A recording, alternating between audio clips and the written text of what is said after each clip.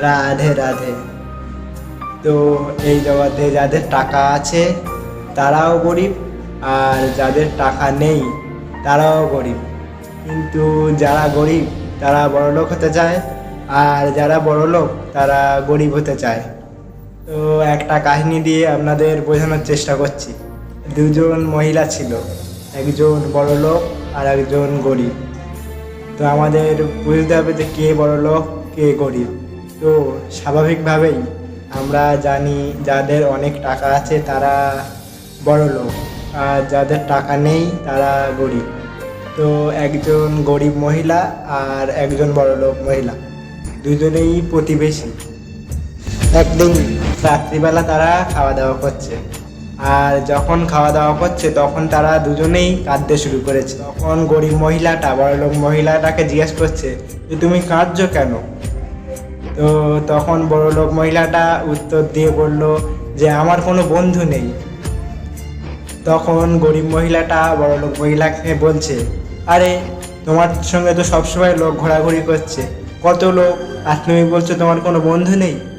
তখন বড়লোক মহিলাটা বলছে যে ওগুলো তো আমার বন্ধু নয়, ওগুলো টাকার বন্ধু।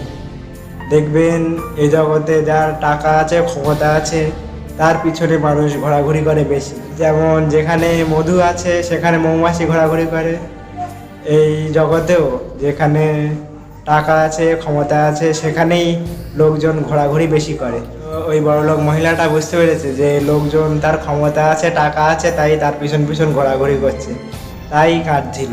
আর কাঁদতে কাঁদতে বললো যে লোকজন আমার টাকা আছে ক্ষমতা আছে তাই আমার পিছনে ঘুরছে। তো আমি ভগবানের কাছে প্রার্থনা করি পরের জন্মে যেন আমি গরিব হই।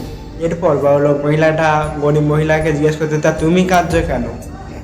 গরিব মহিলাটা তখন উত্তরে বলল, আমারও কোনো বন্ধু নেই, তোমার সঙ্গে তো তাও লোক ঘোরাঘুরি করে, আমি গরিব, আমার ধারে কেউই যায় না। তো এই জগতের এটাই নিয়ম, যার কাছে কিছু নেই তার কাছে কেউ থাকবে না, কোনো লোকজনও যাবে না।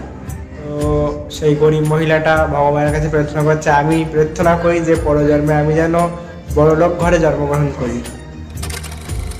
তো যে গরিব সে বড়লোক হতে চাইছে, আর যে বড়লোক সে গরিব হতে চাইছে।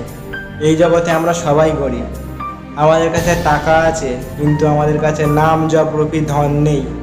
এই জগতে যার কাছে নাম রূপী ধন আছে সেই বড়লোক। তো আজকে এতটাই।